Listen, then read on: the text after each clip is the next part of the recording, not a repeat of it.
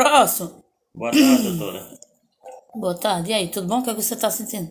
Doutora, quando eu vim pra casa, quando eu fui pra casa mais meu primo, Sim, o que é que tá acontecendo? nós fomos na estrada assim. Aí foi e tacou fumo nele. Eita, de Mateus. Foi, tacou fumo nele, Era fumo aí. de rolo, era? Daquele bem grossão. É, doutor, mais ou menos. Eita. Aí E o tá. senhor desse tamanho não reagiu, não? É, ri não. E eu tô com os aqui ardendo. E ele tá... Como assim tá com o ardendo?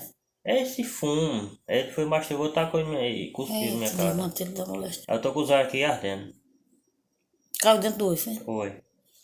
Passa um remédio Vou aí passar pra um mim. sorinho, meu padre. Você vai lavando todo dia aqui, ó. Lava de uma vez por dia aí, viu? Tá bom. Eita, de Mateus. Próximo. Boa tarde, doutora. Boa tarde. E aí, tudo bom? O que é que você tá sentindo? Doutora, quando eu vim pra casa, quando eu fui pra casa mais